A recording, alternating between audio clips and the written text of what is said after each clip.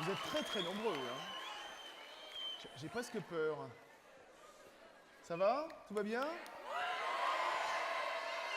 Vous êtes bien réveillés, ça va? Ah ouais, ça va. Bon.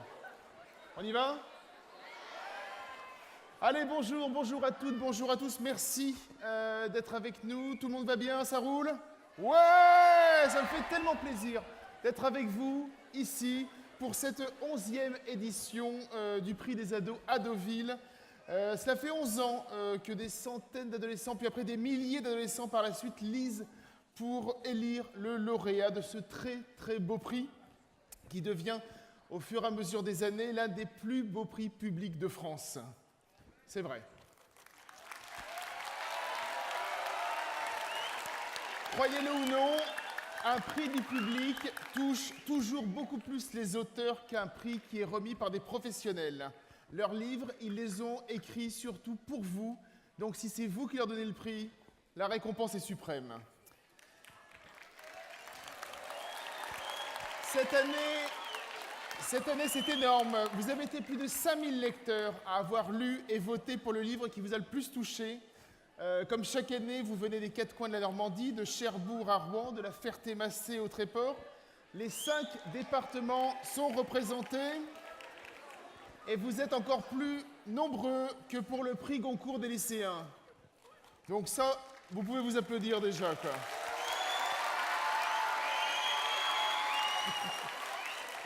Merci d'être avec nous. Et donc aujourd'hui, vous êtes tellement nombreux à venir participer à cette remise de prix que nous faisons aujourd'hui 2 cérémonies. Alors une qui s'est magnifiquement déroulée ce matin et celle-ci avec vous. Alors le public de ce matin a été très très très bon et je n'en imagine pas moins de vous. Donc vous avez intérêt à être très très très très bon. Ouais. Allez, aujourd'hui, vous avez été en tout, vous êtes plus de 3500 à passer cette journée avec nous, mais on vous remercie encore. Alors, je sais bien que ce n'est pas moi que vous êtes venus applaudir, et donc les auteurs ne vont pas tarder à me rejoindre sur scène. Nous allons pendant 1h30 alterner discussion, un peu de musique. Vous allez voir, avec les showcase, des morceaux joués en live, en général, qui ont sensiblement un rapport avec les livres que vous avez lus. Et la cérémonie devrait s'arrêter aux alentours de 15h15, 15h30. On sait qu'il y en a qui vont nous quitter un petit peu avant. On les excuse, mais ne vous inquiétez pas. Pour les autres, n'hésitez pas à rester. Il devrait y avoir une belle surprise à la fin. Donc, justement, à la fin de cette cérémonie, aux alentours de 14h50, nous aurons le PDG des Centres Leclerc, Michel-Édouard Leclerc, qui montera avec moi sur scène pour remettre ce fameux prix qui sera suivi, je vous l'ai dit, d'un concert aux alentours de 15h15. En attendant, l'équipe de Derrière ce prix des ados et moi-même aimerions remercier de leur présence les représentants et libraires des 37 espaces culturels de Leclerc de Normandie, partenaire principal du festival. Vous pouvez les remercier d'autant plus chaleureusement puisque le cadeau sur vos sièges, dans le tote bag et les livres distribués dans les classes, tout cela vient d'eux. Voilà, donc on remercie les centres culturels Leclerc, surtout qui œuvrent toute l'année pour la lecture et pour ce beau prix. Donc ce prix est également soutenu par l'Académie de Caen et nous la remercions également. Mais également, nous aimerions remercier de tout cœur Madame Sabrina Lebris, conseillère pour le livre, la lecture, les archives et la langue française à la DRAC, et ainsi que Monsieur Benoît Pétel, chargé de mission industrie culturelle à la région Normandie. Pour terminer mon introduction, nous aimerions vous remercier, vous personnellement. Attendez, j'ai pas fini. Bon, j'ai pas fini. Nous vous avons demandé d'être des passeurs d'histoire, c'est-à-dire que vous avez chacun apporté un livre pour le transmettre à un enfant. Un oublié des vacances. Là-haut, je vous tiens. Je vous vois pas, mais je vous tiens. Hein. Je vous attends à la sortie après. Hein. Qui viendra le 21 août à Deauville avec le Secours populaire. Ils seront en tout 6500. Merci pour eux. Merci à vous. Et vous pouvez à nouveau vous applaudir. Ouais. Bien. Allez, on va essayer d'être rapide maintenant. Je vais passer la parole à monsieur le maire de Deauville, monsieur Philippe Augier. Le public est chaud, monsieur le maire. Hein. Là, le public est très très chaud, quoi. Salut le jury, donc salut les ados, salut la Normandie. En fait, vous êtes la Normandie de demain, c'est pour ça que je suis très heureux de vous accueillir aujourd'hui. On accueille aussi Michel-Édouard Leclerc, qui sait rester ado quand il le faut, qui n'est pas normand mais breton. On lui pardonne, on n'est pas sectaire. Bien, je voudrais vous dire deux raisons pour lesquelles je suis vraiment heureux, à la fois avec toutes nos équipes, d'avoir créé ce prix des ados, ce prix littéraire des ados. La première raison, c'est que vous êtes l'incarnation vivante que la jeunesse aime lire, aime les livres, contrairement à tout ce qui se dit, et vous l'incarnez.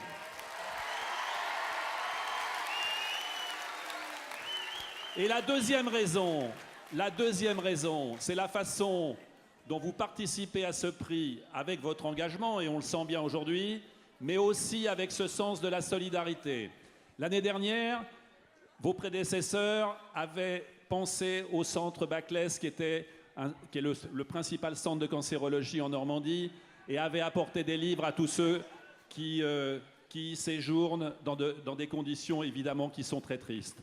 Et puis cette année, vous apportez tous les bouquins, et ce n'est pas fini parce que vous avez jusqu'au mois de juin pour le faire, pour des enfants qui sont qu'on appelle les oubliés des vacances. Ils vivent dans les départements dits parisiens et ils n'ont jamais vu la mer et ils vont venir le 21 août pour la première fois voir la mer s'installer sur une plage, profiter de notre Normandie qu'on aime tant, et vous allez, leur tendre un livre, leur faire découvrir la lecture. C'est un geste de solidarité et pour ça, je vous dis un immense merci. Bravo à vous. On va faire également monter sur scène monsieur Michel-Édouard Leclerc, s'il vous plaît. Voilà, mais vous êtes surtout venus pour rencontrer les auteurs qui vous ont été proposés cette année et parmi lesquels vous avez choisi. Et je vais leur laisser la place très volontiers. Merci à tous d'être ici. Pensez toujours à lire, parce que c'est en lisant qu'on se construit, et pensez aussi à toujours être les ambassadeurs de la Normandie. Bon après-midi. Merci, monsieur le maire. Je vais faire monter sur scène monsieur Michel-Édouard Leclerc, s'il vous plaît. Oui, c'est maintenant. On l'applaudit aussi, regardez comme il est plein d'allant. Bon, merci d'accueillir un Breton. Et de toute façon, les Bretons et les Normands, on a plein de choses en commun, dont la lecture, parce qu'on a une météo qui, entre deux cumulus et en attendant la belle raie de lumière qui nous permet d'aller à la plage, nous donne des temps de lecture. Bon, je suis très heureux d'être avec l'équipe des libraires de Leclerc, de Normandie, pour récompenser des auteurs à qui on va laisser la place. Et puis on leur remettra tout à l'heure... Voilà, monsieur le maire. T'as écrit aussi, toi? Vas-y, à toi. Ça y est. Ah non. Alors, je suis pas encore homme politique. Je remonte sur scène parce qu'il a horreur de parler de lui et de son action. Vous savez, on dit toujours la grande distribution. Alors la grande distribution, on pense alimentation, on pense fringues, on pense jouets, on pense le matériel de la vie quotidienne. Mais Leclerc, c'est le roi de la grande distribution de la culture. Et ça n'est pas suffisamment dit. Est-ce que vous savez que dans les magasins Leclerc, il y a des espaces culture qui font entre 800 mètres carrés et 1500 mètres carrés? On l'a pas payé, hein, c'est... Si. Et donc, c'est à ce titre-là que nous avons ensemble développé ce prix littéraire des ados. C'est pour vous faire découvrir ces espaces culturels au sein desquels vous pouvez vous nourrir pour construire votre propre vie, ce que je vous disais tout à l'heure. Merci Michel-Édouard. Merci à tous. Monsieur le maire. Merci à tous les représentants de Leclerc dans le Grand Ouest de la France. Et merci à vous deux. Vous pouvez laisser les micros sur la table. Merci beaucoup. On va remercier aussi la présence de monsieur Jean-Louis Durand-Drouin, le président du Secours populaire. Et en attendant, je vous propose de regarder un petit film de quelques secondes sur le don du livre au Secours populaire aux oubliés des vacances. Allez, hop.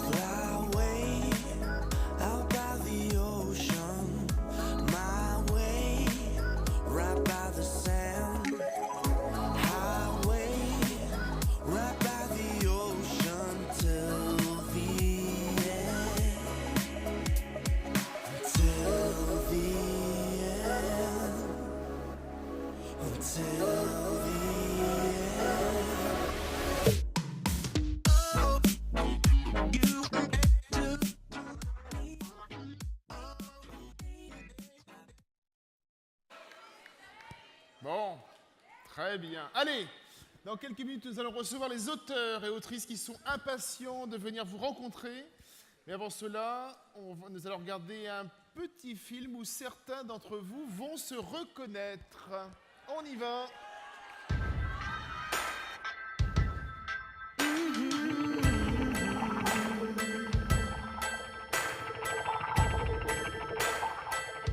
Cette année, pour le prix des ados, nous avons étudié 4 livres. Hiver indien de Charlotte Bousquet de Stéphanie Rubini. Le Petit Prince de Harlem de Michael Tévéno. La vie dure 3 minutes de Agnès Laroche. 2 secondes en moins de Marie Colo et Nancy Gilbert. Barre de titane, vie, implant, os, consolidation, fixation, sang. J'avais fait semblant d'être rassurée quand Igor m'avait expliqué comment les chirurgiens modèleraient son visage, comme s'il s'agissait d'assembler simplement les pièces d'un robot. Toute seule dans l'appartement vide, la veille au soir, mes idées noires et moi avions longtemps tourné en rond. Je me souviens d'avoir rageusement griffonné mes angoisses dans mon carnet par ordre croissant. Ce livre parle d'un garçon qui s'appelle Igor et d'une fille qui s'appelle Réa, qui ont eu un choc dans leur vie. Ce qui m'a plu, c'est en fait quand on lit, on veut savoir la suite, du coup on ne peut pas s'arrêter. Enfin, c'est ce qui m'a permis de lire vite. Ce que j'ai aimé, c'est aussi au début, les deux personnages ne voulaient pas forcément se rencontrer et qu'à la fin, ils deviennent amis ou bien voir plus. On ne sait pas s'ils sont en couple à la fin ou pas. C'est un roman. Le style de musique qu'il y a dans 2 secondes en moins, c'est du piano à 4 mains. Igor va jouer la moitié de la partition et Réa de l'autre côté, et c'est le piano qui les aide à reprendre goût à la vie. La musique, comme le sport, ça peut aider à soulager ses peines, ça peut aider à se remettre. Après la conversation nocturne étendue de mes parents, je n'ai entendu parler de rien pendant 2 semaines. J'ai cru naïvement que le problème était réglé, que ma mère avait eu gain de cause, jusqu'à ce que mon père annonce le dimanche soir au début du dîner « Les filles, on a quelque chose à vous dire. Vous divorcez, j'en étais sûr. » Mes parents ont levé les yeux au ciel. « Non, désolé de te décevoir, » a riposté ma mère, « mais il va quand même y avoir un gros changement à la maison. » Ça parle de Automne, une adolescente complexée, qui va voir changer sa vie quand une autre adolescente va venir habiter chez elle. Et donc l'histoire, ça retrace sa vie pendant une année scolaire.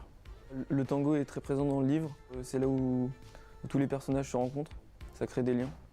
Ce qui m'a plu, c'est déjà c'est court, c'est facile à lire, on a vite envie de savoir la suite et on a de l'empathie pour le personnage principal. C'est un livre un peu triste, mais il y a un peu d'espoir quand même. Nadia, c'est la marraine de mon père, l'enfant terrible de la famille qui a tout quitté pour recommencer à 40 ans. Une carrière de violoncelliste trop tôt interrompue, installée à New York, elle se produit dans le monde entier. Ça fait tellement longtemps qu'on ne l'a pas vue. La dernière fois, c'était quand? Il y a 3 ans. Elle est partie tellement brutalement. Hiver indien parle d'une adolescente qui a 16 ans, qui est pas très bien dans sa peau et qui s'intègre mal dans sa famille. Sauf qu'elle adore la musique et sa marraine est violoncelliste professionnelle reconnue dans le monde. Et c'est là qu'elle découvre la passion de la musique avec sa marraine. Le rôle de Nadia dans le parcours musical de Manon, c'est qu'elle l'a aidée à prendre confiance en elle et à pouvoir montrer ses qualités au piano. J'ai bien aimé parce que ça fait découvrir les musiques, par exemple le violoncelle, les sonates. Le jeune officier sourit et s'assied sur le banc. Vous savez que vous m'intriguez avec votre cahier. Quel genre d'histoire écrivez-vous? C'est une histoire vraie? Ah oui, je crois bien. Mais ça s'est passé il y a tellement longtemps que parfois, je me demande si c'est vraiment arrivé. La main posée sur sa valise à roulettes, le vieux commence à tapoter un rythme qu'il reprend bientôt avec son pied droit. Vous saviez qu'à une époque, où même moi je n'étais pas né, la place où nous nous trouvons s'appelait la place des nègres. C'est là qu'on vendait les esclaves. Non, je ne le savais pas. Par contre, je sais que le jazz est né ici. C'est l'histoire de Sonny, le petit prince de Harlem. Sa mère est malade et il va essayer de gagner de l'argent pour sauver sa mère. Entre les truands et la musique, il sait pas quoi faire. C'est l'époque de la ségrégation raciale aux États-Unis. Quand on est noir à cette époque, c'était dur de se faire un nom ou de réussir. Il va commencer à faire de la musique sur les toits de Harlem. Ouais, ce livre m'a plu parce que c'est un sujet que j'aime bien. À l'époque, elle est bien aussi. Il y a un grand jazzman comme Louis Armstrong, qui est un grand jazzman connu, qui a réussi à se faire un nom même à cette époque-là. La musique, ça peut aider à sortir de situations difficiles. Je pense que le livre qui va gagner, c'est 2 secondes en moins. Pour moi, c'est La vie dure 3 minutes. Pour moi, le livre qui va gagner, c'est Le Petit Prince d'Harlem. C'est le petit prince de Harlem, je l'ai pas pris pour rien, il va gagner.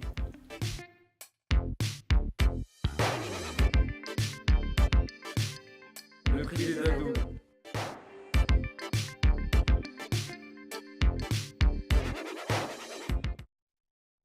Tous, vous êtes prêts à recevoir les auteurs? Ouais! Bien, maintenant je vous demande d'accueillir très fort ceux qui vous ont fait rêver, ceux qui vous ont ému, ceux qui vous ont donné envie d'écouter la musique dont ils parlent dans leurs livres. Les voici. On commence avec Marie Colo et Nancy Gilbert pour 2 secondes en moins aux éditions Magnard.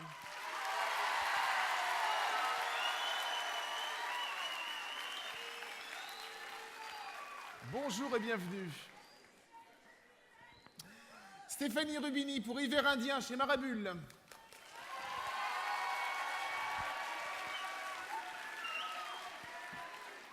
Bonjour et bienvenue Stéphanie. Agnès Laroche pour La vie dure 3 minutes aux éditions Rajo.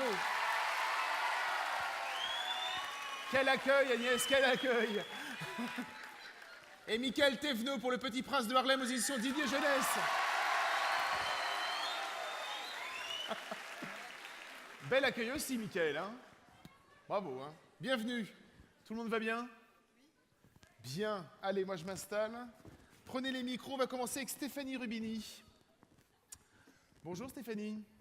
Bonjour. Vous allez bien? Ça va, ça va. Vous êtes beaucoup baladé dans les classes pour aller à la rencontre, effectivement? Hier, j'ai fait 2 classes hier à Percy. C'était bien? Très bien, bon. Très sympa. Allez, donc vous êtes la dessinatrice de cette formidable bande dessinée Hiver Indien que vous avez réalisée en binôme avec Charlotte Bousquet, qui donc en est l'autrice, forcément.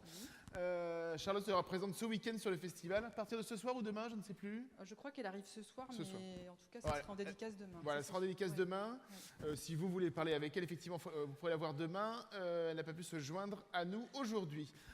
C'est pas la première fois que vous travaillez avec Charlotte Bousquet, hein. Je crois que c'est votre 4e album, c'est ça? 5e. 5e, pardon. C'est pas grave. En fait, on a fait une série ensemble sur les années collège, qui s'appelle... c'est une série qui se passe dans une classe de 4e. Ouais. Rouge Tagada, Morumeur Moqueteur, Invisible et Bulle et Blues. C'est chez Gulfstream, c'est ça? Chez Gulfstream Éditeur, voilà, qui est un éditeur jeunesse. Donc c'était une BD clairement jeunesse destinée aux collégiens et aux lycéens. Et en fait, on a eu envie de faire une bande dessinée plus adulte, même si le personnage principal est une ado, avec ce Hiver Indien qui est notre 5e bande dessinée. Voilà. Comment elle est née, ce personnage de Manon, une adolescente de 16 ans? Elle n'est pas forcément très à l'aise avec sa vie, sa famille, son don aussi, hein, parce qu'elle est persuadée qu'elle finalement, elle ne sait pas jouer, quoi, en fait, c'est ça, hein. Alors, en fait, Charlotte, je parle en son nom parce qu'on se connaît depuis longtemps, et puis voilà, on travaille ensemble, mais... Rapprochez un peu plus oui, le micro, pardon, comme ça, voilà. Elle est très mal à l'aise à Noël, je le sais qu'elle déteste Noël depuis longtemps. Ça va un peu mieux maintenant, mais pendant longtemps, elle n'a pas aimé parce que Noël, c'est la famille imposée, les conflits, le passé qui ressurgit, etc. Donc elle s'est beaucoup inspirée de elle qui n'aime pas être à Noël, ça c'est sûr. Et j'ai mis un peu de moi, comme je suis aussi musicienne amatrice, on dit amatrice, oui, c'est ça. C'est aussi un peu de moi, ado, sur la musique, le dessin, les blocages que j'ai pu avoir, la timidité aussi.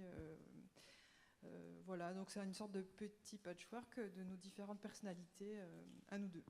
Voilà. Et donc là, à Noël, Manon va redécouvrir Nadia, parce qu'elle ne l'avait pas vue depuis 3 ans, Oui, c'est ça, hein, ouais. qui est une violoncelliste de renommée mondiale, qui n'est pas toute jeune, hein, qui est quelqu'un, qui est une artiste confirmée, Ouais. et qui va justement lui redonner confiance. C'est un cadeau qu'elle n'oubliera jamais.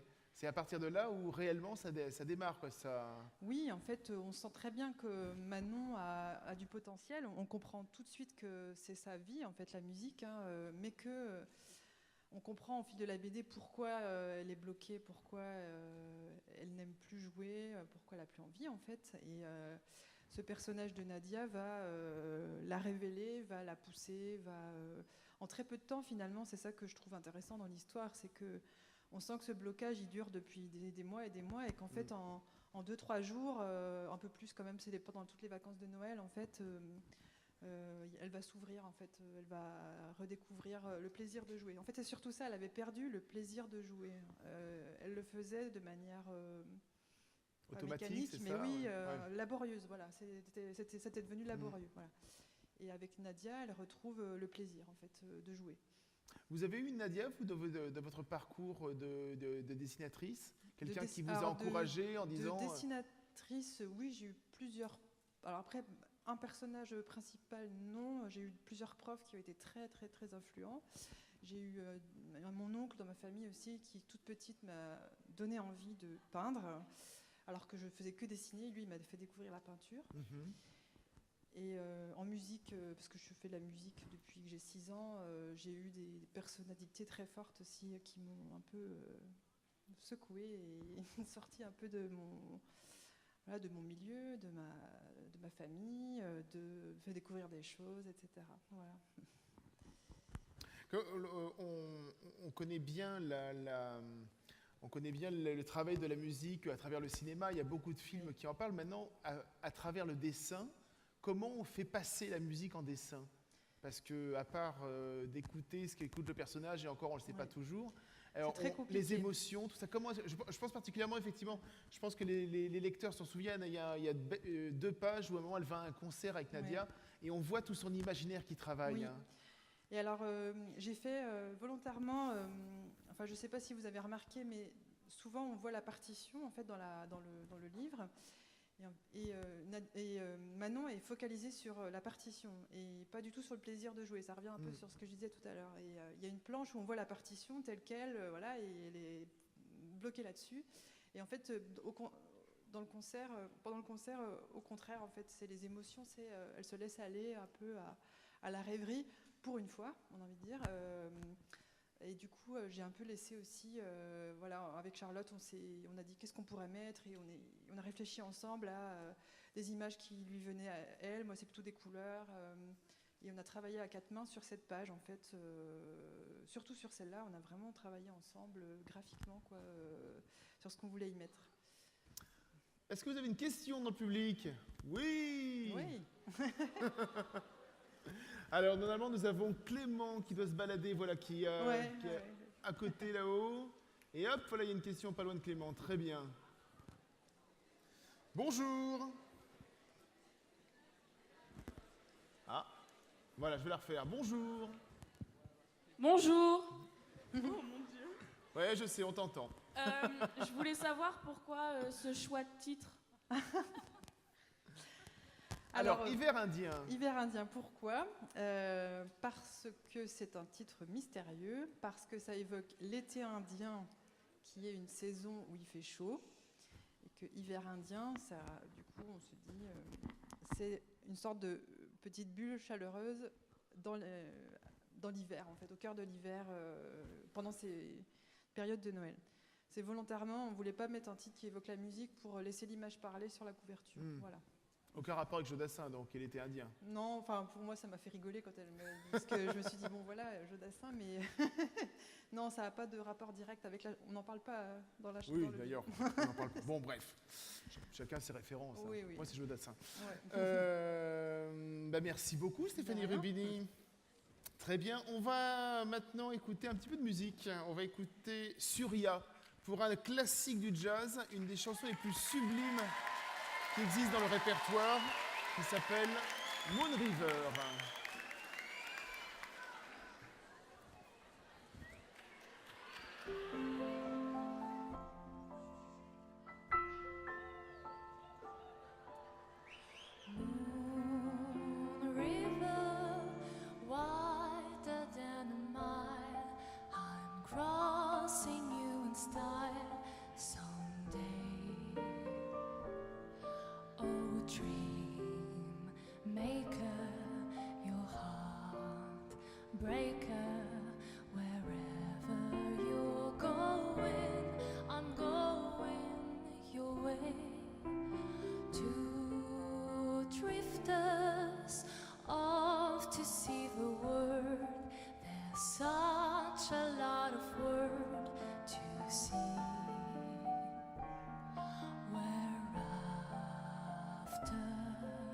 The same rainbow sand waking round the bend, my huckleberry friend, Moon River and me.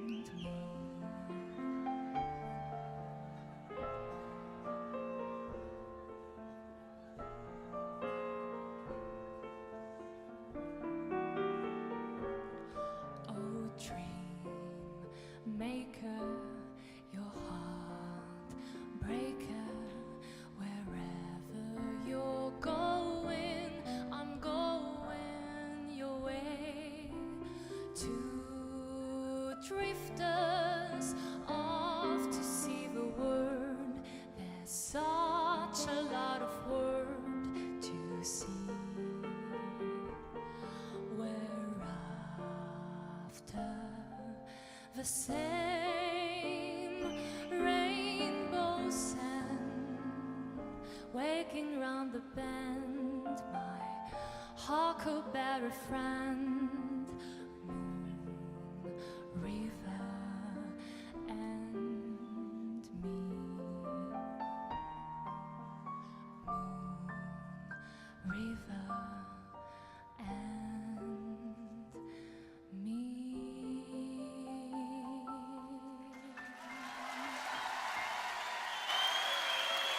Bravo Surya. Merci. Merci beaucoup, on vous retrouve tout à l'heure pour deux autres titres. On va enchaîner avec Agnès Laroche. Bonjour Agnès. Bonjour, ça veut rien dire, donc je vais dire bonjour plutôt. Déjà ce sera mieux. Non, j'ai dit bonsour. C'est pas grave, allez on y va. Tu me disais bonjour, c'est ça Fred? C'est ça, mais bonjour Fred. J'avais du mal. Donc déjà j'aimerais remercier au nom de tous pour ce très joli roman. Voilà, vous remercier bien évidemment. J'imagine que certains dans la salle ne l'ont pas encore lu. Oui, c'est dur, oui, c'est dur à cette heure-ci. J'imagine que certains dans la salle ne l'ont pas encore lu. Donc La vie dure 3 minutes, c'est avant tout un roman sur la reconstruction après un deuil. En un peu plus de 185 pages, on va devenir le ou la confidente d'Automne. C'est ça, hein? Exactement. Je ne me suis pas trompé cette fois-ci. Bon, donc c'est l'héroïne de cette histoire et comprendre donc tout ce qui s'est passé effectivement à travers un journal intime, quoi, un petit peu, quoi. Et ici aussi, quelles ont été les premières pierres du roman? Alors, les premières pierres du roman, la toute première, c'est une émission que j'ai entendue à la radio où quelqu'un témoignait de sa grande passion pour le tango. Tango auquel je connaissais strictement rien. Et il était convaincant, vraiment convaincant. Et les mots qu'il a prononcés m'ont plu, donc j'ai gardé quelques différentes choses qu'il a pu dire en tête. Et il répétait souvent qu'un tango, ça doit être aussi intense que la vie et qu'on doit danser le tango comme si la vie ne durerait que 3 minutes. Et du coup, j'ai gardé cette phrase « La vie dure 3 minutes » et je me suis dit, ça c'est un titre qui me plaît. Et puis j'ai laissé mariner, j'ai laissé couler pendant un certain temps cette phrase. Et je me suis dit, au-delà d'un titre, il faut que ça devienne un roman. Donc, moi, pour écrire un roman, j'ai avant tout besoin enfin, je pense comme tous les auteurs, toutes les autrices, j'ai besoin d'un personnage fort que je vais suivre, que je vais aimer. Et le personnage qui est arrivé, donc, c'est une jeune fille qui est en terminale au début de ce qu'elle nous raconte. Et j'ai trouvé son prénom assez rapidement, donc elle s'appelle Automne, et c'est de son prénom qu'a découlé le reste de l'histoire, parce que je trouvais que le prénom était très évocateur de douceur, mais de mélancolie, d'un peu de tristesse aussi, et le tango peut être évocateur de ça aussi. Donc voilà, un type à la radio qui a raconté des choses qui m'ont intéressée. Après, je me suis un peu intéressée au tango, et puis le prénom de mon héroïne. Et mais le tango au deuil, c'était une évidence. Alors pour moi, c'était une évidence de mêler le tango à l'amour et au deuil. Alors pas nécessairement au deuil, mais à la mort, et ça va pas forcément toujours ensemble. Donc voilà, pour moi le tango, c'est le gros cliché du rouge et du noir, et c'est le gros cliché de l'amour et de la mort. Et je voulais mêler l'amour et la mort dans une histoire. Voilà, pas faire une romance, c'est le contraire d'une romance, puisque on découvre la construction puis la déconstruction d'une histoire d'amour. Et voilà, c'est une anti-romance sur fond de tango. Est-ce que travailler pour l'autrice que vous êtes, ou même pour les auteurs en général que vous avez pu rencontrer, est-ce que travailler sur le thème de la mort, quand on écrit de la littérature jeunesse, adolescente, etc., c'est plus compliqué parce qu'il y a peut-être des formulations, il y a peut-être une façon d'écrire qui n'est pas très simple à mettre en... Parce qu'on... voilà, on a tous été adolescents, nous adultes, et ici les adolescents, on n'a pas forcément tous quelqu'un de mort pas loin de chez nous. Enfin voilà, comment non, je veux dire, on n'a pas forcément été touchés directement par la mort, quoi. Non, t'as raison. Oui, non, c'était énorme. Non, on n'a pas tous quelqu'un de mort près de chez nous, ça c'est vrai.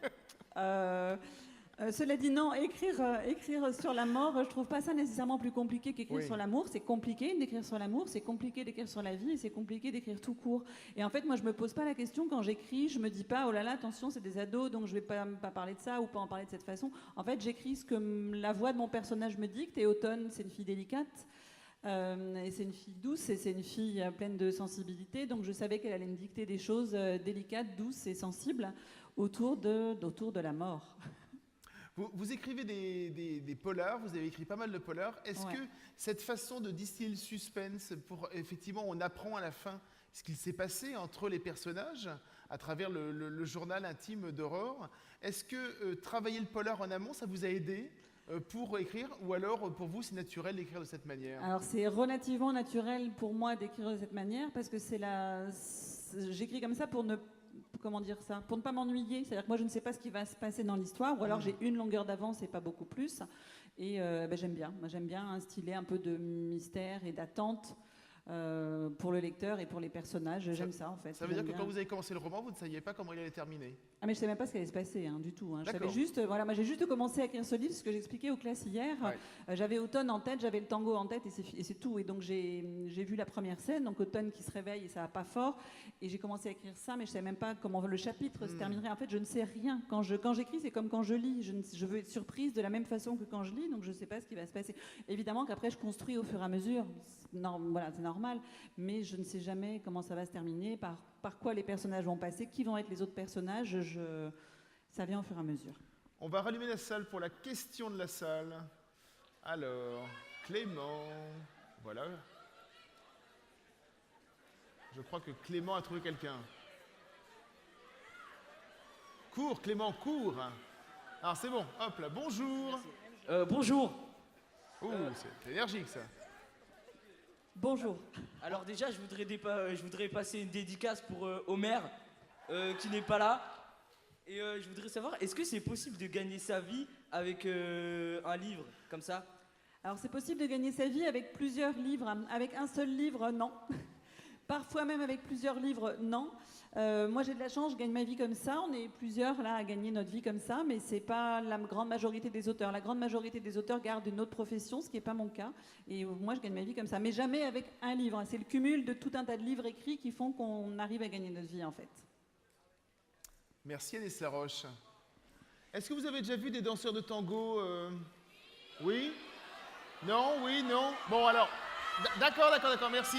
Non, merci, c'est bon. J'ai entendu, c'est bon. Donc nous avons parlé tango. Nous allons donc voir une belle démonstration par le duo Marie Faggiano et Rachid Adjelou sur la musique d'un groupe que personnellement j'adore, Gotham Project. Musique.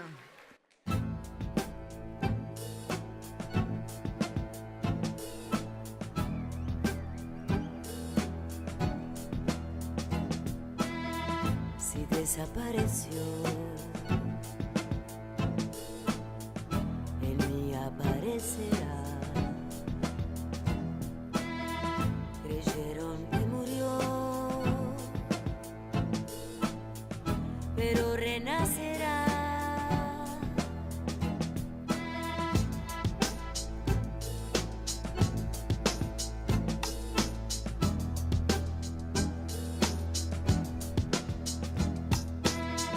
Llovió, paró, llovió, y un chico adivinó. Oímos una voz, y desde un tango, rumor de pañuelo blanco.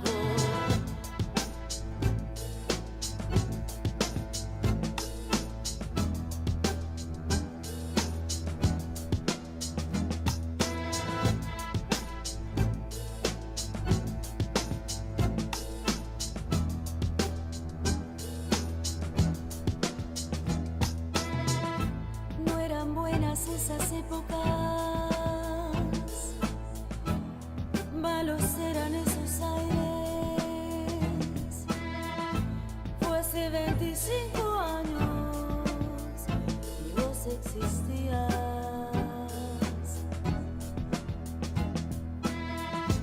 No eran buenas esas épocas, malos eran esos aires. Fue hace 25 años y vos existías sin existir todavía.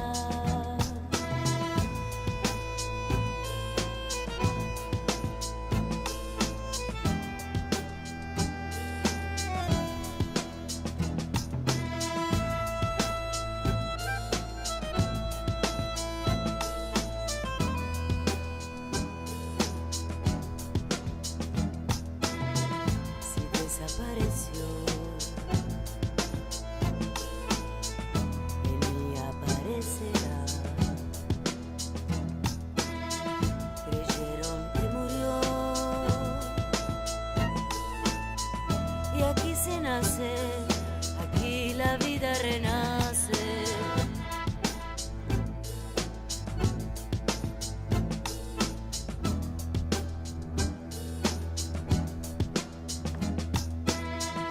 No eran buenas esas épocas, malos eran esos aires. Fue hace 25 años y vos existías.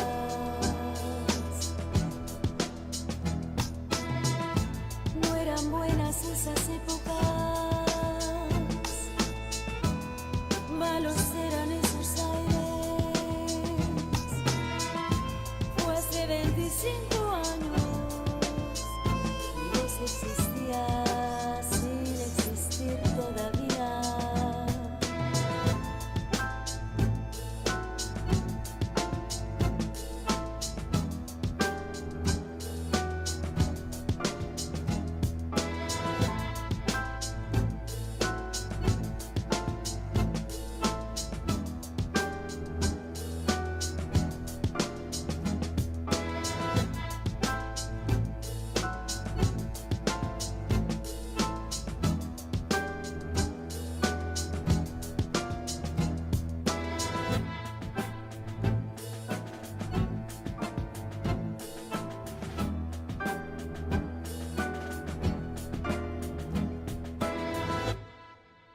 Bravo!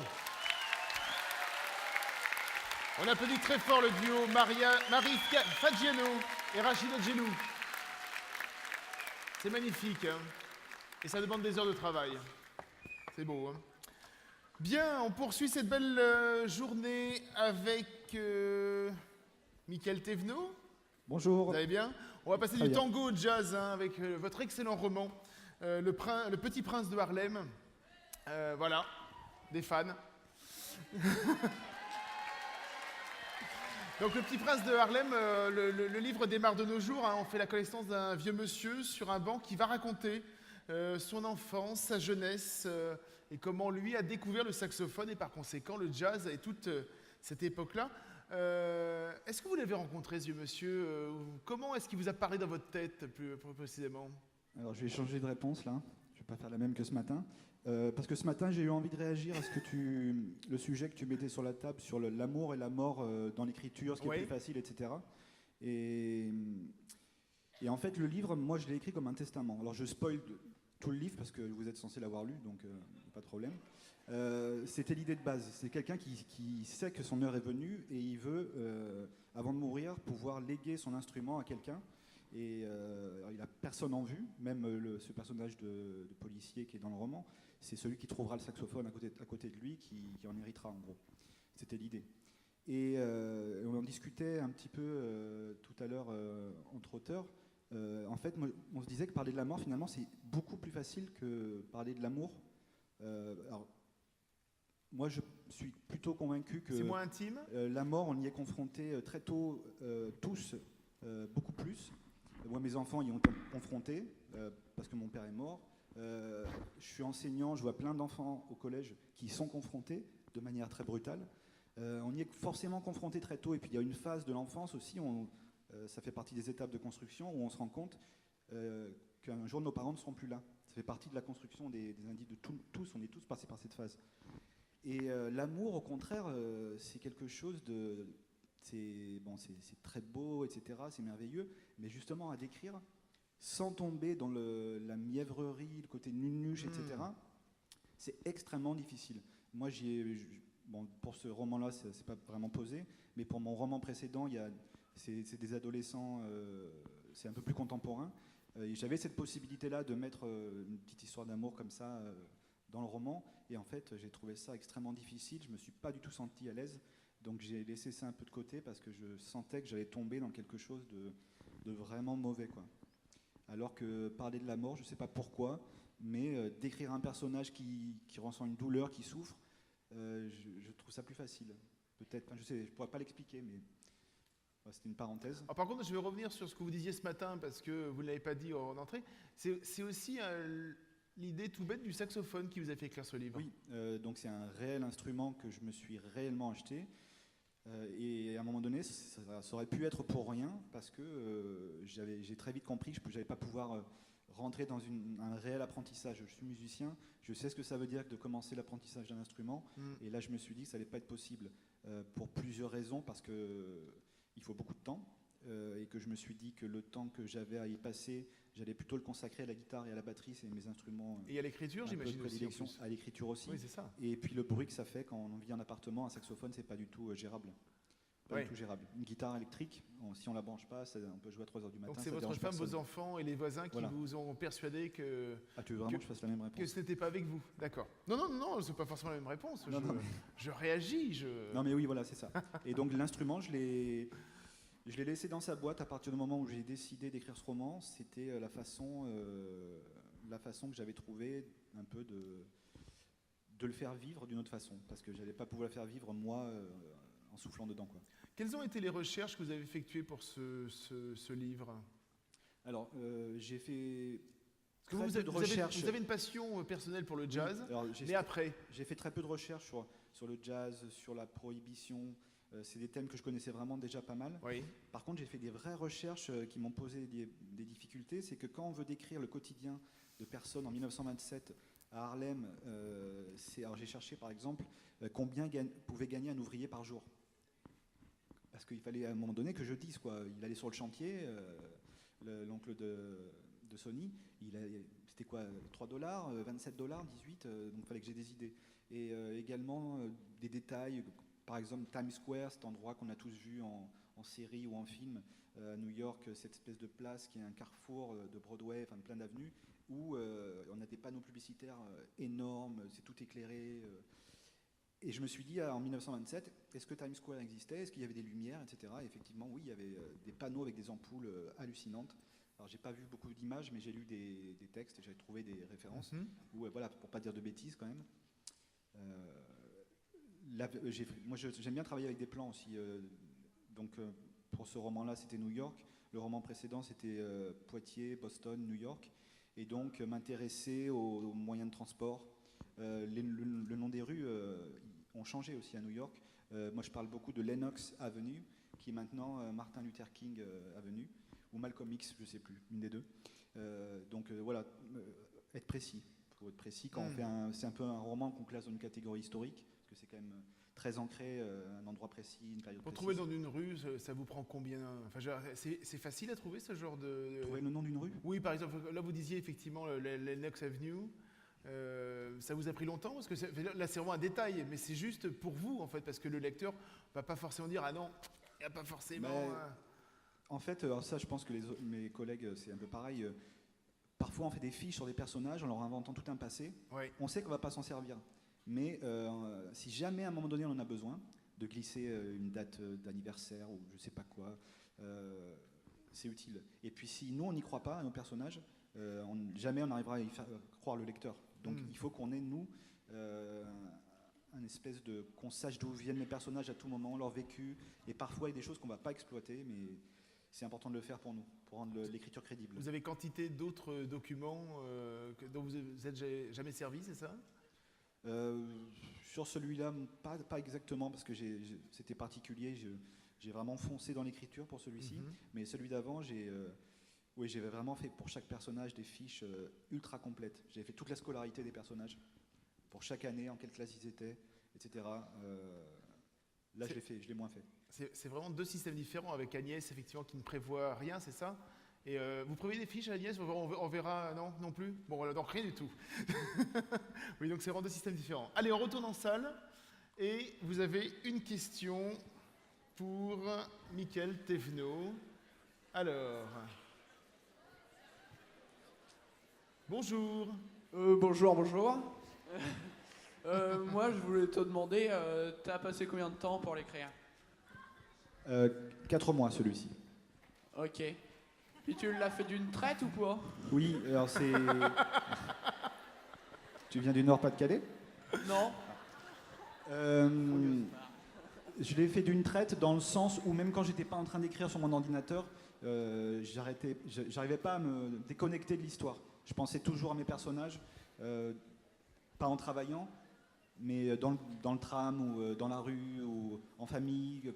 Voilà, j'avais toujours le cerveau qui réfléchissait. Donc les phases d'écriture, du coup, étaient très efficaces. C'est pas toujours le cas, mais pour celui-ci, ça a été un peu ça. Donc c'est pour ça que ça s'est passé assez vite. Le roman est court, il n'est pas, c'est pas un pavé. Donc on peut trouver ça court 4 mois, mais ça a été intense. Merci beaucoup, Mickaël Thévenot. Merci. Nous allons écouter désormais le groupe Cobalt pour une version rafraîchie, c'est leur terme, de Summertime de George Gershwin. Un grand classique aussi du jazz.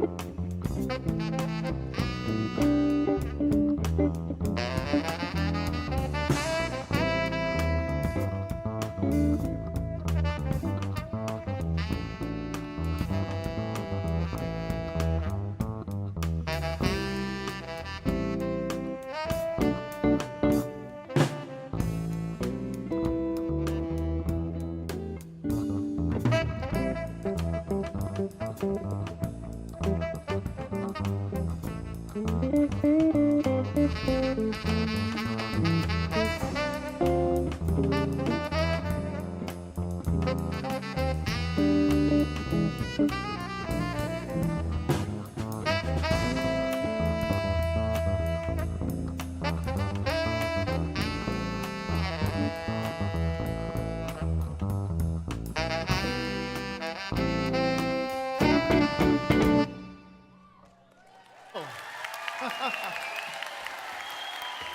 applaudir très très fort le groupe Cobalt.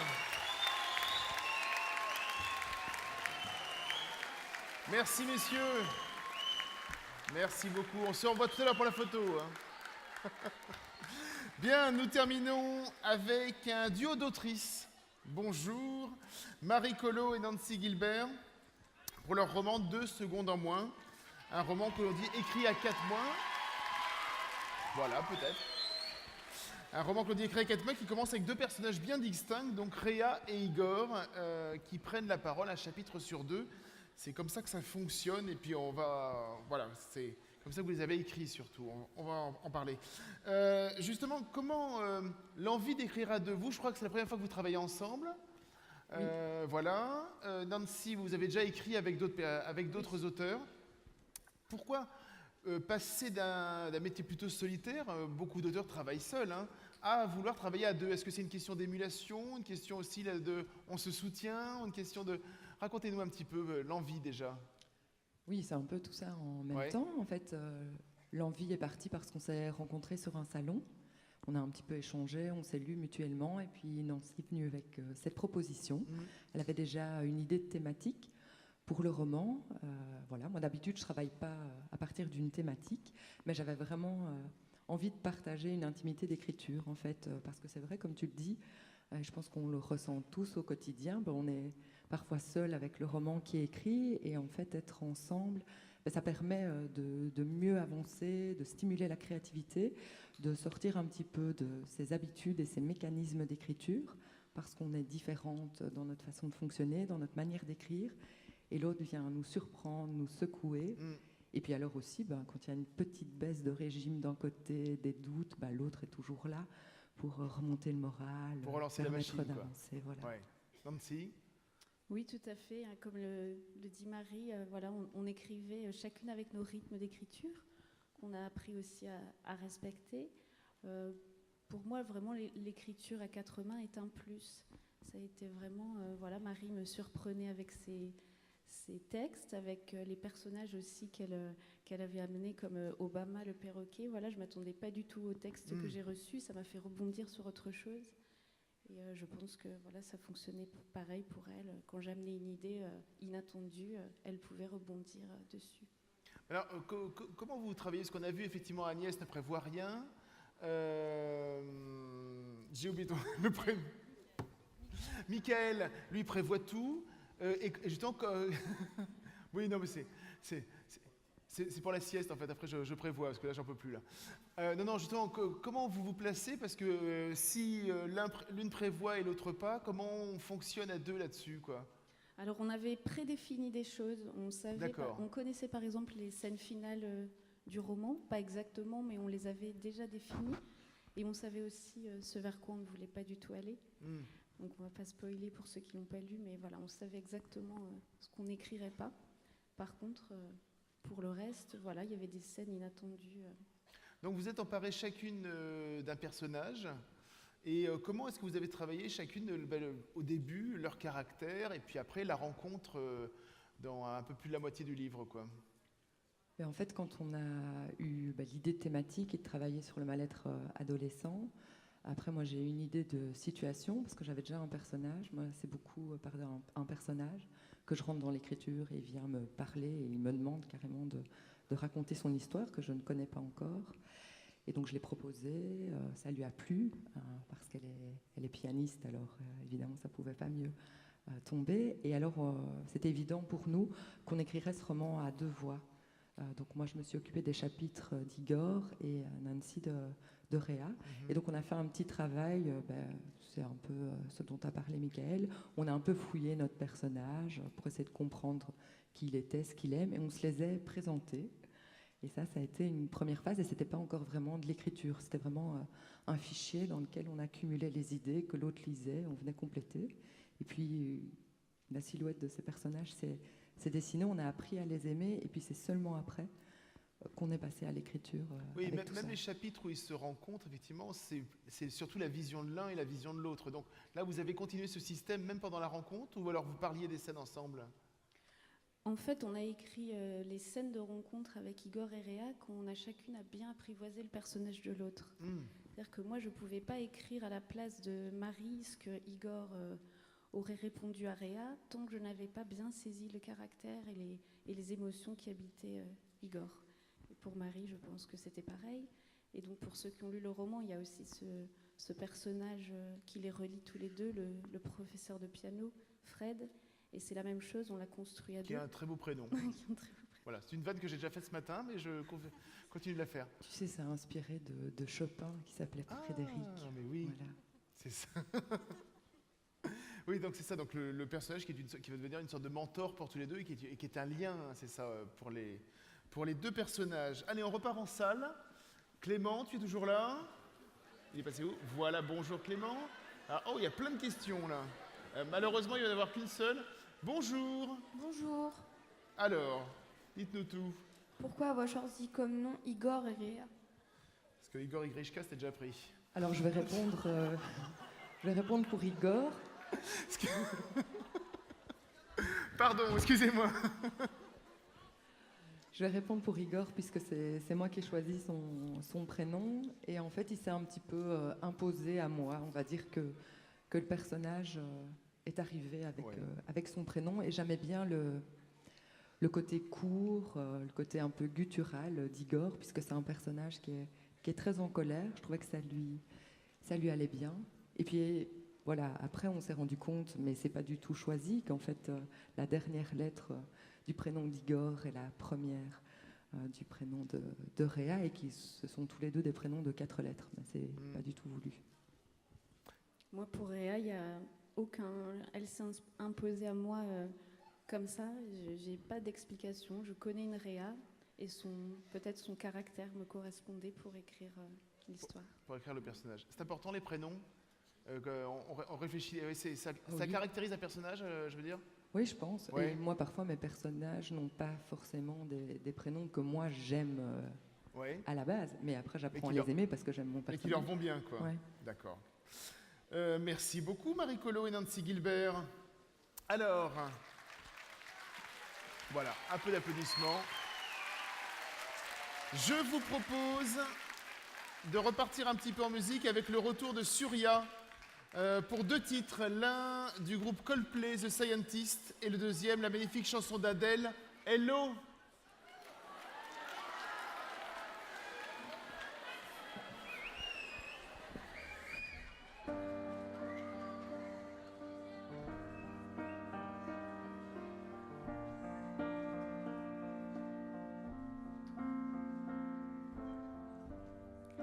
Come up to meet you, tell you I'm sorry.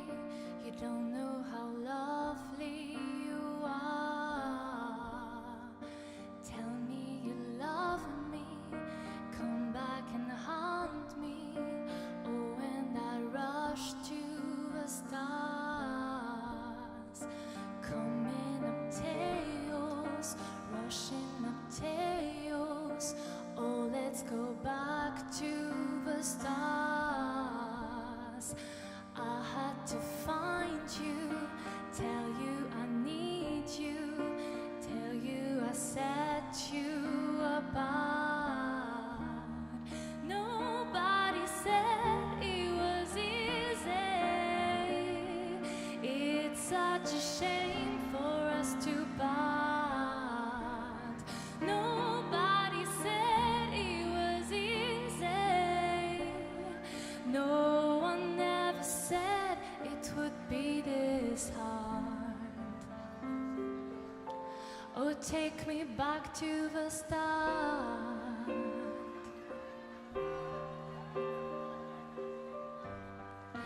I was just guessing at numbers and figures, pulling the puzzles apart. Questions of science, science and progress, and not speak as loud as my heart. Tell me you love me, come back and haunt me. Oh, and I rush to the start. Nobody said it was easy. It's such a shame for us to part. Nobody said it was easy. No one ever said it would be this hard. Oh, take me back to the start.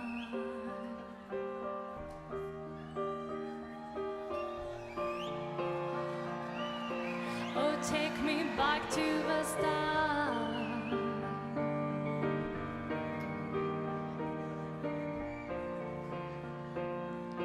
Oh, take me back to the start.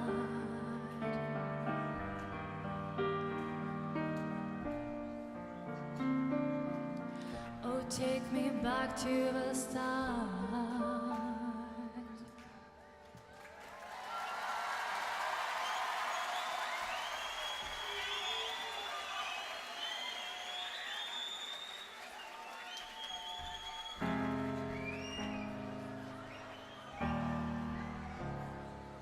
Hello,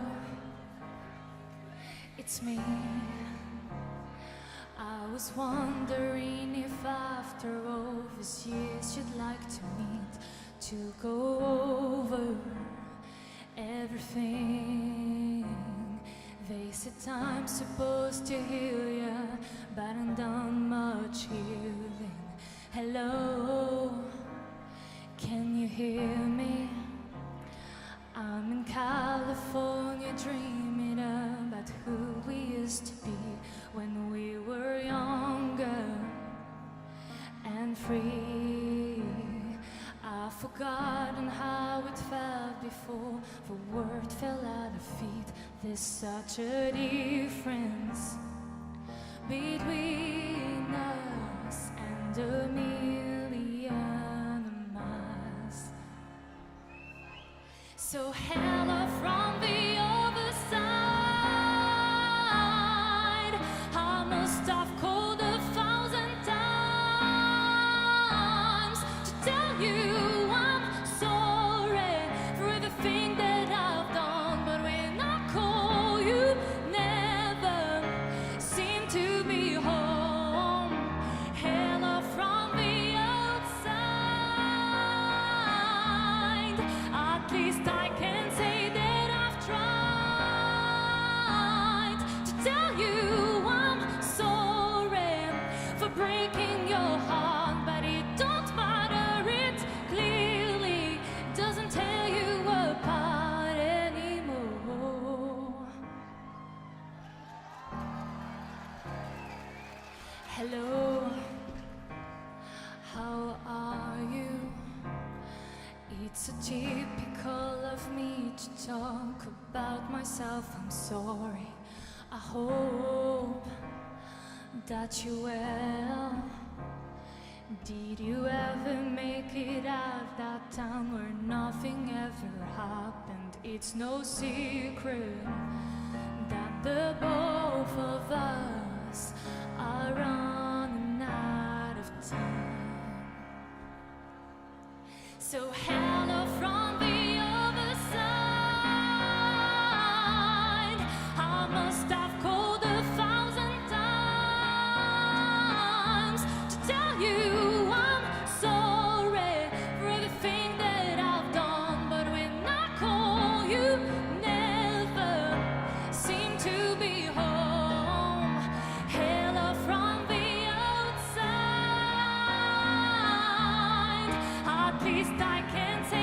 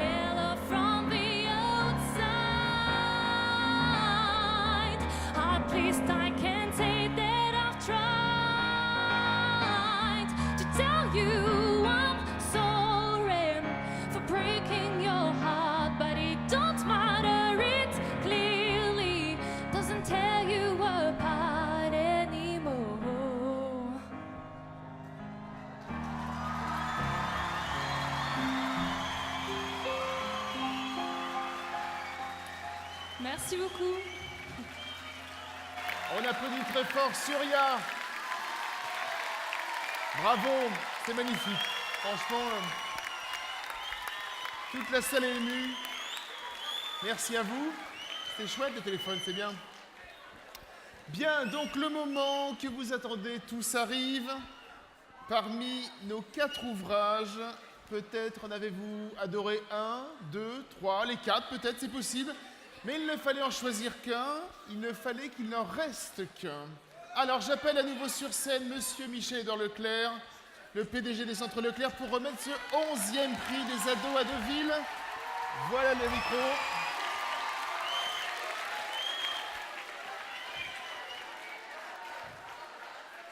Bon, moi je chante pas aussi bien. Hein. J'adore la chanson. Le tango. J'adore la musique. Le tango, vous pratiquez aussi ou... Comment? Le tango, non? Le tango, pas élégant. Ouais, bon. J'ai 4 enfants, j'ai fait 4 mariages, j'ai appris à danser pour 4 mariages. C'est trop technique. Mais par contre, j'aime la lecture, j'aime les livres. Et c'est toujours un bonheur de participer à un jury. Donc c'est vous qui étiez les votants. Les votants pour La vie dure 3 minutes, les votants pour l'hiver indien, les votants pour Le Petit Prince de Harlem et 2 secondes en moins. Et c'est des bons titres. Ce sont des... Enfin, il y a des belles vies d'écrivains aussi derrière les livres. Ce ne sont pas que des livres, ce ne sont pas que des moments de bonheur, ce sont des jolis parcours. Et donc c'est très difficile de les départager. Voilà. Bien. Eh ben on va y aller, on va quand même les On va y départager. aller quand même. On va quand même Bon, les je me mets là. départager. Alors, Voilà. Comme ça... qui remporte ce 11e prix des ados à Deauville? Eh bien, le grand prix des ados de Normandie va à Marie Collot et Nancy Gilbert pour 2 secondes en moins. Bravo. Bravo, mesdames. Bravo. Ah, voilà les prix qui arrivent. Attendez. Faut le refaire, parce que Ah, on le refait dans leur vie, même sur un plateau de télé, ils n'auront pas ça plusieurs fois comme ça. Alors on le grand prix, c'est Marie Collot et Nancy Gilbert. Ouais.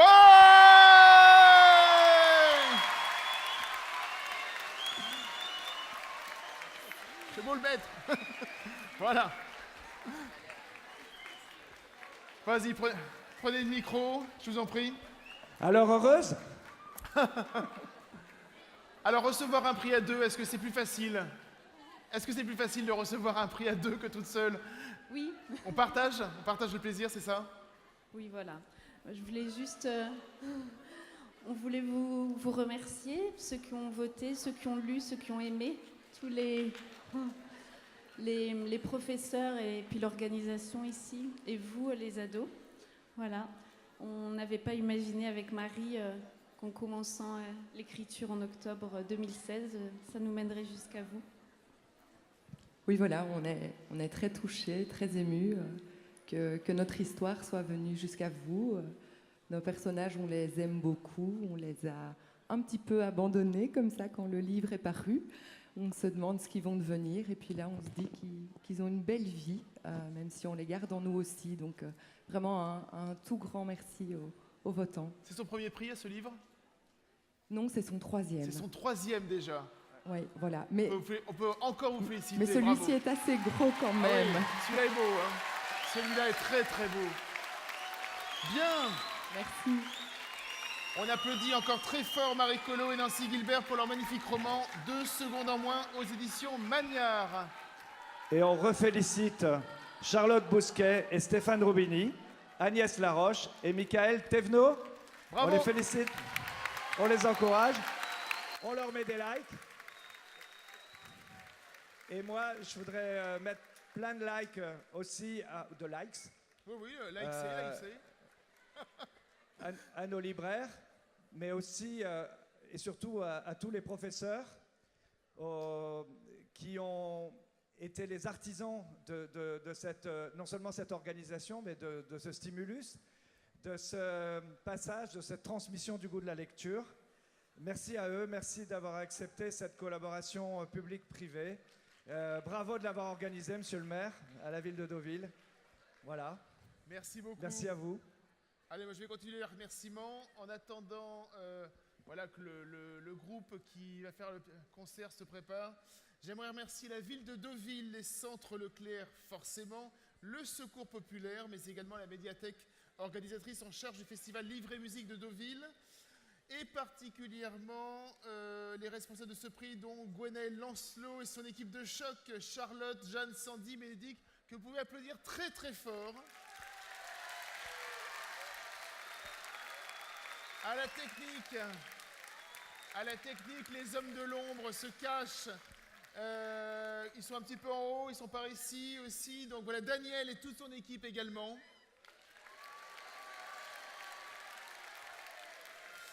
Donc je rappelle que vous pouvez déposer vos dons de livres à la sortie sous la verrière. N'hésitez pas, je crois que vous avez, on l'a dit tout à l'heure, vous avez tous un livre. Donc donnez, donnez, donnez. Et Dieu vous le rendra, comme disait Enrico Macias, mais je crois qu'il fallait que je la place celle-là aussi. Donc avant le concert, j'appelle tous les musiciens qui sont venus, les danseurs, pour faire une photo. Est-ce qu'il y a le photographe au fait? Bon, je ne le vois pas, mais il devrait y avoir un photographe, normalement, avec un peu de chance. Et pour terminer, ils arrivent? Je ne sais pas. Je vois des ombres dans le fond là-bas. Bon, il n'y a peut-être pas de photo aussi, je ne sais pas. Bon, enfin au moins vous allez revoir, voilà, tous les musiciens, les danseurs, les chanteurs. On les applaudit tous très très fort. On applaudit tous effectivement les auteurs, les autrices qui étaient présentes. Et pour terminer, je vous propose un concert, celui des French Fuse. Vous connaissez? Si, vous connaissez, je vous assure. Vous allez voir. Merci à tous, merci à vous. Vous avez été top, vous avez été peut-être même meilleurs que ce matin.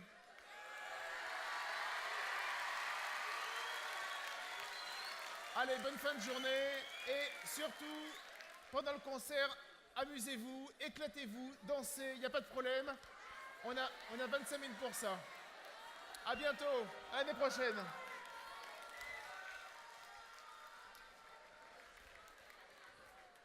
Allez, on peut danser nous aussi. Ah, voilà French Fuse. Allez.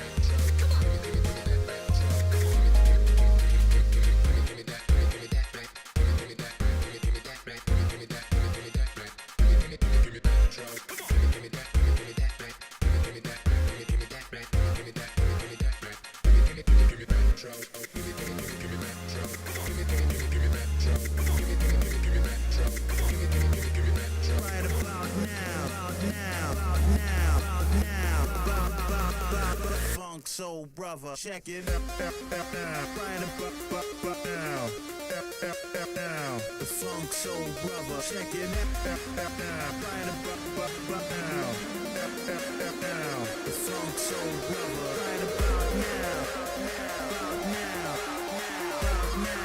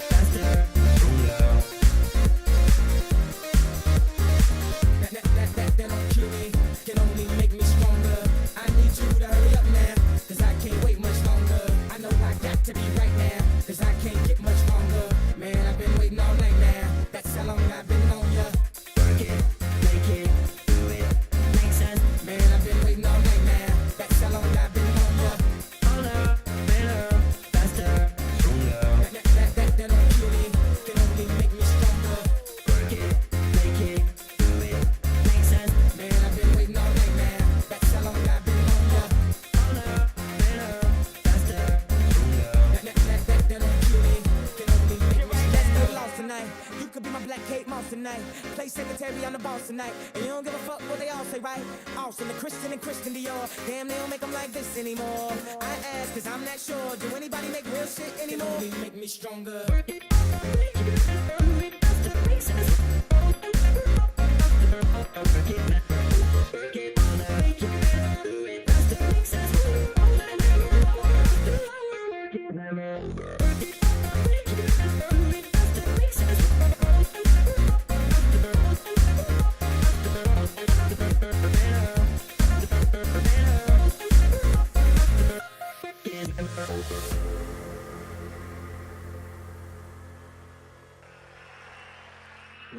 Merci beaucoup. Bonjour à toutes et à tous. On est le groupe French Fuse, on est super content de jouer devant vous dans le cadre du festival Livre et Musique. Et sinon ça va, est-ce que vous êtes chaud? Ah, et bah ça fait super plaisir.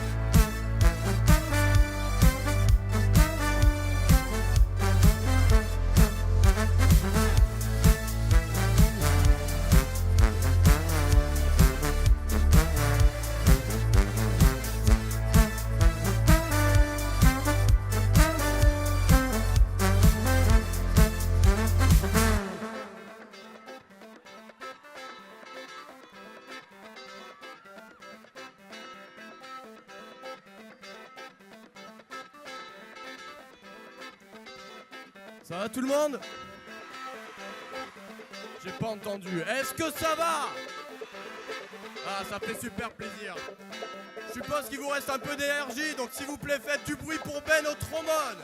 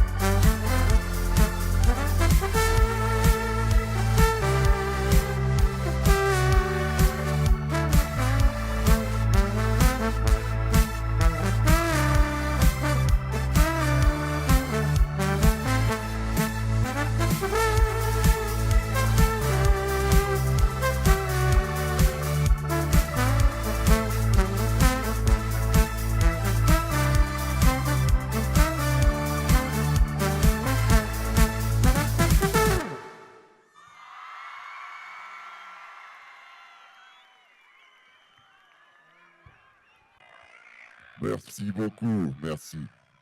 Alors, là, ça va être le dernier morceau. Et pour ce dernier morceau, on va avoir besoin de vous.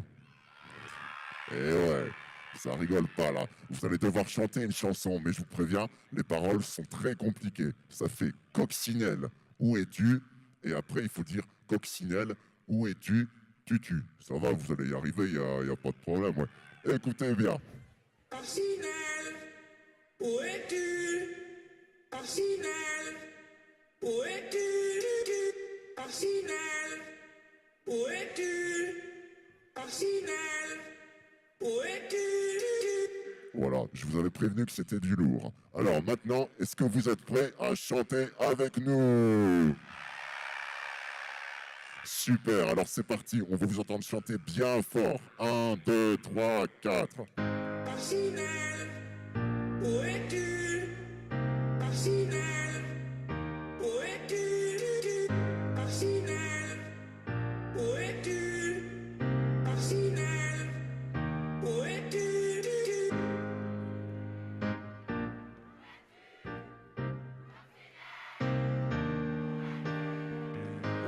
Là, c'est un petit peu timide tout ça, on vous entend chanter beaucoup plus fort que ça, n'ayez pas peur.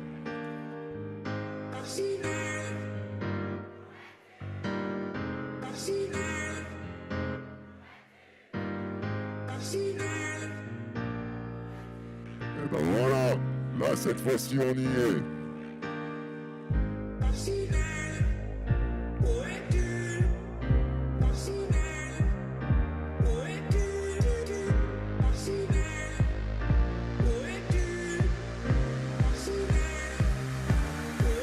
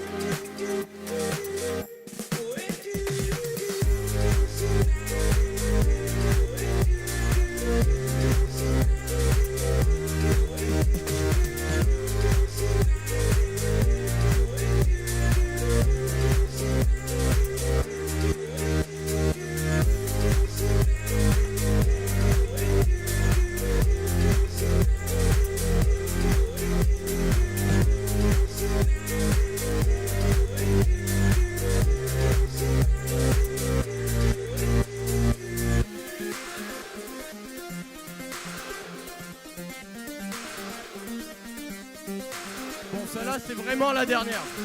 Donc s'il vous plaît, on veut tous vous voir taper dans les mains. Mais bien fort, s'il vous plaît. Est-ce que vous êtes prêts? Et clap, clap, clap, clap, clap, clap, clap, clap, tout le monde, clap, clap.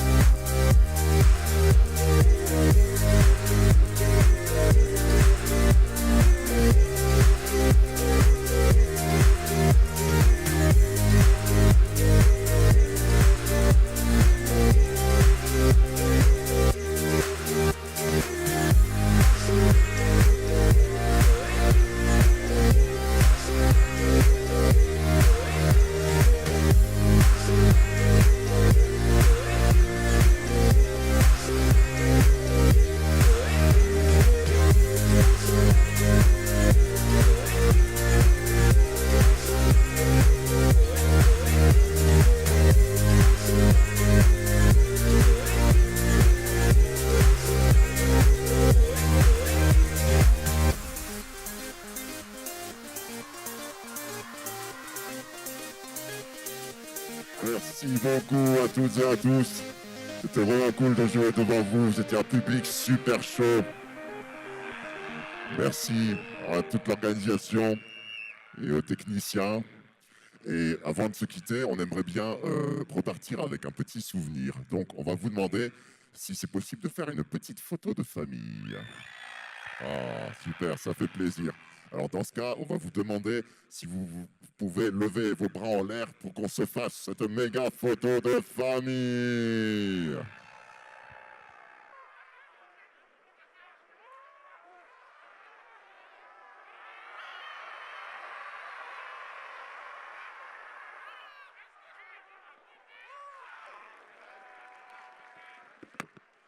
Merci beaucoup et très bon après-midi à vous. Merci.